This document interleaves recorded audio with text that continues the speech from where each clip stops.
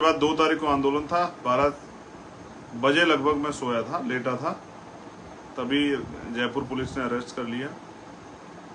Arrest करके हमें थाने ले जाया गया और अगले दिन एक धोखा देके ये कह के कि कोर्ट में पेश करेंगे और फिर चुपचाप जो है 2 दिन का जुडिशियल कस्टडी का जो है जेसी का हमारा ऑर्डर करके और हम 22 लोगों को जयपुर सेंट्रल भेज दिया गया। ये सरकार द्वारा किया गया धोखा था। मैं समझता हूं कि इसके लिए मैं कांग्रेस सरकार को दोषी दूं, गहलोत सरकार को, तो ये कम होगा। ये सत्ता का चरित्र है। जो भी सरकार होती है वो नहीं चाहती कि उनके खिलाफ कोई आंदोलन हो, उनके खिलाफ कोई बगावत हो, उनके प्रदेश में कोई इस तरह का माहौल बने जो सरकार के लिए खतरा हो। क्योंकि 28,000 से अच्छे परिवार हैं, कोविड हेल्थ सहायक जो हैं, कोविड हेल्थ असिस्टेंट, जिनकी लड़ाई लड़ने का फैसला भीम आर्मी आज़ाद समाज पार्टी ने किया था, जिनको उम्मीद है कि हमारे आंदोलन के जरिए और हम जो सहयोग उनको करने वाले हैं उनसे उनका आंदोलन सफल होगा। तो राजस्थान सरकार ने जो किया वो एक सरकार जो होती वो ऐसा ही करती। मैं बीजेपी और कांग्रेस में कोई तुलना नहीं कर रहा हूं, मगर मैं ये सोच रहा हूं कि मैंने उस दिन भी जवाब दिया था कि जब कांग्रेस के नेताओं पे बीजेपी सरकार कार्रवाई करती है तो बीजेपी के कार्रवाई के खिलाफ कांग्रेस के नेता सड़कों पे धरना देते हैं, प्रदर्शन करते हैं और ये आरोप लगाते हैं कि बीजेपी सत्ता का दुरुपयोग कर रही है, एजेंसियों का दुरुपयोग कर रही है। लेकिन जो राजस्थान में हुआ वो भी सरकार का दुरुपयोग था। सरकार को चाहिए कि जब उन्होंने हमें आंदोलन करने से रोका तो 3 तारीख में आरएसएस और बीजेपी का जो आंदोलन था उसको उन्होंने क्यों होने दिया। मैंने जो करीब से देखा उससे स्पष्ट होता है कि जैसे पाली में का जो आंदोलन हो, फिर उदयपुर में हम लोग आए थे तो उस दिन धारा 144 लगा के वहां के डीएम एसएसपी ने हमें रोका कि माहौल खराब है। लेकिन उसी दिन शाम में 5 बजे आरएसएस का पथ संचलन होता है। तो यहाँ इनडायरेक्टली कांग्रेस की सरकार जो बीजेपी के धुर विरोधी होने की बात करती है, वही वहां उस सरकार के मुखिया अशोक गहलोत वहां बीजेपी आरएसएस को बल देते हैं। वहां करौली जैसा दंगा होता है और लेकिन करौली जैसे दंगे के बाद लॉ एंड ऑर्डर इतना फेल होता है कि रात को दंगा होता है, फिर सुबह दंगा हो जाता है, फिर दोपहर में दंगा हो जाता है। इससे स्पष्ट होता है कहीं ना कहीं बीजेपी के लोगों को बल देने का काम वहां की सरकार कर रही है।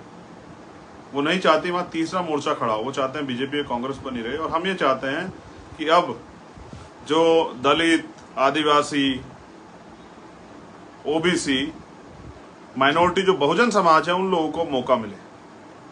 क्योंकि 70-72 साल की राजनीति में हमने देखा कि इन लोगों को, इन सरकारों को हमने मौका दिया, लेकिन आज भी हमारी स्थिति वही बनी हुई है। इस देश के एससी, एसटी, ओबीसी, माइनॉरिटी की स्थिति वही बनी हुई है। अगर वो खुद मेहनत नहीं करेंगे तो शायद उनके बच्चों को शाम का भोजन ना मिले। इसलिए मैं अपने साथियों के सहयोग से और उनके विचारों के अनुरूप वहां तीसरा मोर्चा हम खड़ा करने का प्रयास कर रहे हैं। और मुझे विश्वास है कि पिछले 5 साल में जितने त्याग, बलिदान, ईमानदारी से भीम आर्मी के कार्यकर्ताओं ने राजस्थान के वहां काम किया है, तो आने वाले कल में उनके काम के जरिए हम लोग वहां एक ताकत और विकल्प बनेंगे। बाबा साहब अम्बेडकर का सारा ध्येय जो है वो वोट पे था कि वोट की वैल्यू समझ के बहुजन समाज एकजुट हो और राजनीतिक सत्ता अपने हाथ में लेके, कानून बनाने की ताकत अपने हाथ में ले, नीतियां बनाने की ताकत अपने हाथ में ले। अभी तक बहुजन समाज अपनी वोट की वैल्यू नहीं समझ पाया और वो स्वर्ण जाति द्वारा जो आधारित पार्टी बनी उनका पिछलग्गू बना हुआ है। मैं समझता हूं कि अब उन्होंने पिछलग्गूपन उनको छोड़ देना चाहिए और टुकड़ों बटे बहुजन समाज को एकजुट करना चाहिए। तो फिर अगले दिन संडे था। ये एक सोचा समझा षड्यंत्र था क्योंकि 3 तारीख का आंदोलन आरएसएस बीजेपी का वहां सफल कराना था मुख्यमंत्री जी को। इसलिए हम 22 लोगों को जेल भेजा गया। मंडे के दिन हमारे वकीलों ने, हमारे प्रदेश अध्यक्ष ने, वहां की टीम ने मेहनत की, पूरे देश के लोगों ने ज्ञापन दिया, तब जाके उन्होंने हमारी बेल बाउंड जो है वो एक्सेप्ट किए। मैं समझता हूं कि ये राजस्थान सरकार का फेलियर है कि वो सरकार जो है आम आदमी को तो रिलीफ नहीं दिला पा रही, लेकिन वो शोषण ज्यादा कर रही है उन वर्गों का जिनसे उन्होंने वोट लिया और जिनके लिए उनको काम करना था। मेरे आज भी याद है जब 2 अप्रैल 2017 का आंदोलन हुआ तो राजस्थान में बड़े पैमाने पर आंदोलन हुआ और इस सरकार जो वर्तमान सरकार है, इनके नेताओं ने भरोसा दिलाया कि जो झूठे मुकदमे बीजेपी के लोगों ने हम उनको वापस लेंगे।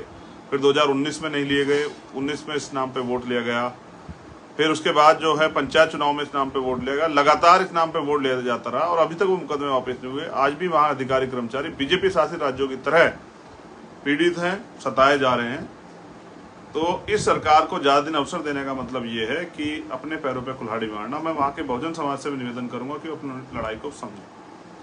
एक धन्यवाद मैं पूरे चाहता हूं आजाद समाज पार्टी कार्यकर्ताओं का, उन शुभ चिंतकों का जिनको इस बात की फिक्र थी कि गहलोत सरकार द्वारा जो कार्रवाई की जा रही है वो गलत है। मैं उन सभी साथियों का भी धन्यवाद देता हूं, स्पेशली भीम आर्मी के कार्यकर्ता, क्योंकि उन्होंने हम 22 लोगों की रिहाई के लिए पूरे देश में प्रोटेस्ट किया। मुझे समय नहीं मिला साथियों, मैं बात नहीं कर पाया आपसे, क्योंकि मैं रिहा होने के बाद मेरे पास जिम्मेदारी थी कैडर कैंप की, तो मैं इसलिए लखनऊ चला गया, 2 दिन वहां रहा। और आज माननीय राष्ट्रीय अध्यक्ष भीम आर्मी के पिताजी, जिनके जब उनकी डेथ हुई मैं उसमें भी शामिल नहीं हो पाया, क्योंकि मैं छत्तीसगढ़ कैडर के लिए जा रहा था, तो आज मैं उनके श्रद्धांजलि सभा में शामिल हुआ। तो मैं समझता हूं कि सोशल रिस्पॉन्सिबिलिटी भी थी, लेकिन जिन साथियों ने मेहनत की है, संघर्ष किया, जिन्होंने आवाज उठाई, उन साथियों का धन्यवाद करना मेरी जिम्मेदारी है। आपने मुझे बल दिया, आपने इस लड़ाई को और मजबूत किया, मैं आप सबका धन्यवाद करता हूँ, ऋणी हूँ और विश्वास दिलाता हूँ कि आगे भी इस लड़ाई को ऐसे ही हम लोग जारी रखेंगे। बस आप सहयोग से अपने यहाँ मजबूत संगठन बनाते रहिए। जो अपमान राजस्थान सरकार द्वारा किया, मुझे विश्वास है कि भीम आर्मी का समर्पित, मेहनती, ईमानदार, संघर्षशील और मेरा गरीब कार्यकर्ता इस अपमान का बदला जरूर लेगा। वो वहाँ मजबूत संगठन बनाएगा और अपनी राजनीतिक शक्ति बनाएगा, और राजनीतिक शक्ति के जरिए जिन अधिकारी कर्मचारियों ने हमारे कार्यकर्ताओं का शोषण किया, उनको भी एक बार ये एहसास दिलाना जरूरी होगा कि वो ये समझें कि सरकार परमानेंट के लिए नहीं होती, सरकार तो आती जाती रहती है। इस तरह का व्यवहार और इस तरह से किसी पार्टी या कार्यकर्ता को शोषण या उनके अधिकारों को छीनना, ये अच्छी बात नहीं।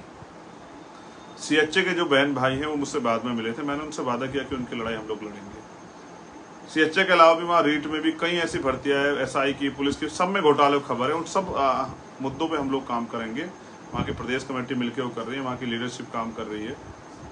अनिल ढेलवाल जी हैं, जितन अटवाल जी हैं, हमारे प्रभारी सतपाल चौधरी जी हैं, हमारे प्रदेश अध्यक्ष हैं राम लखन मीणा जी, हमारे भीम आर्मी के जो संयोजक हैं प्रदेश के सुमित सहगल जी, सुनील भिंडा जी, तमाम जो हमारे साथी हैं, सीनियर जूनियर जो अच्छे साथी वहाँ काम कर रहे हैं, जिनके नेतृत्व में इतना बड़ा आंदोलन हुआ, मुकेश बैरवा जी। मुझे विश्वास है कि जो सरकार द्वारा किया गया उसके बाद वो अपने संगठन को मजबूत करने के लिए जिस तरह से उन्होंने पहले मेहनत की, और ज़्यादा मेहनत करेंगे। और मेरा ये विश्वास है कि आने वाले कल में राजस्थान में बहुजन समाज की राजनीति कामयाब होगी और इस आंदोलन के जरिए शोषित वर्ग के लोगों में बड़ा नेतृत्व तैयार होगा। तो जब बात के सीएचए के आंदोलन की, तो मैं सीएचए के साथी जो मुझे सुन रहे होंगे, मैं उनको ये कहना चाहता हूँ वो तैयार रहें, वहाँ की टीम से बैठकर रणनीति बना लें। जिस तरह की रणनीति वहाँ आप बनाएंगे उस तरह से हम इस आंदोलन को मजबूत करेंगे। और मेरा वादा है आप लोगों से, आपकी लड़ाई सड़क से लेकर सदन तक हम लोग लड़ने का काम करेंगे। अभी हम लोग वहाँ राजस्थान सदर में नहीं है, इसलिए सड़कों पर लड़ेंगे। हमारा प्रयास है हम सरकार को मजबूर करें। आपको अपनी एकता बना के हमें इस लड़ाई को लड़ने का अवसर को देना चाहिए और देखना चाहिए कि कितनी मजबूती से हम आपकी इस लड़ाई को लड़ें। और भी जो अन्य वहाँ आंदोलन है, सक्रिय रूप से मैं शामिल होकर उन आंदोलन करता रहूँगा। लेकिन मैं अपने कार्यकर्ताओं से कहना चाहता हूं कि एक मजबूत संगठन बनाइए, जिससे कोई सरकार तानाशाह ना हो और आपके अधिकारों के खिलाफ इस तरह का षड्यंत्र ना करे, नुकसान ना पहुंचाए। इस वजह से मैं आगरा भी 4 तारीख में नहीं जा पाया, क्योंकि वहां मैंने वादा किया था कि वहां मैं आऊँगा। वहां एक दलित बच्चे की हत्या हुई थी और हमारा प्रयास था कि जल्दी से जल्दी उसमें गिरफ्तारी हो। मैं बहुत जल्द उनके परिवार से मिलने जाऊँगा। मैंने वहाँ के अधिकारियों से बात की थी, मुझे भी खबर है कि वहाँ गिरफ्तारी हुई है, लेकिन फिर भी उस परिवार से मिलने जाऊंगा। मैं पूरे देश में बहुजन समाज के जो कार्यकर्ता हैं, भीम आर्मी, भारतीय एकता मिशन, आजाद समाज पार्टी के, आज उनसे अपील कर रहा हूं कि हालात बहुत अच्छे नहीं हैं।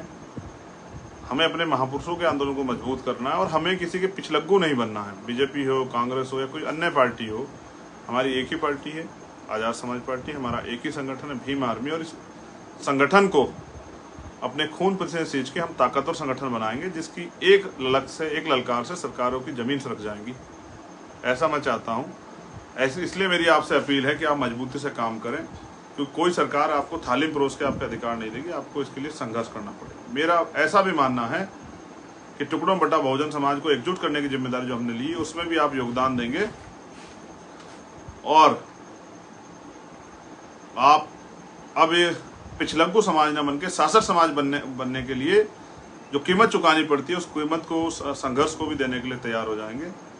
मैं उन बहनों का, भाइयों का, बुजुर्गों का, साथियों का, एक एक कार्यकर्ता, पदाधिकारियों का धन्यवाद देता हूं कि उन्होंने सरकार को अपनी शक्ति का एहसास कराया। मगर मैं चाहता हूं कि आप इतने ताकतवर हो जाएं कि आपके एक कार्यकर्ता को छूने से पहले सरकार को एहसास हो कि उन्होंने किस संगठन के कार्यकर्ता को छू रहे हैं, इसके परिणाम क्या। मैं ये भी चाहता हूं कि आप अनुशासन में रह के अपने आंदोलन को बढ़ाएं, जिससे कि ये आंदोलन ताकतवर बने। जिस तरह मैंने अपनी जिम्मेदारी समझी है, मुझे आशा विश्वास है, मैं भीम आर्मी का एक ईमानदार कार्यकर्ता हूँ, समर्पित कार्यकर्ता, आज़ाद समाज पार्टी के ईमानदार समर्पित कार्यकर्ता हूँ। मैं ऐसी उम्मीद करता हूँ कि आप भी अपनी जिम्मेदारी को समझेंगे और इस देश में जो रुका हुआ आंदोलन है महापुरुषों का, जो सपना है बाबा साहब अम्बेडकर, माननीय काशीराम साहब का, उसको पूरा कराने में मदद करेंगे। अपने जीवन के संघर्ष का योगदान देके, अपना अमूल्य समय देके, अपने धन और अपनी जो एनर्जी है उससे इस आंदोलन को मजबूत करेंगे।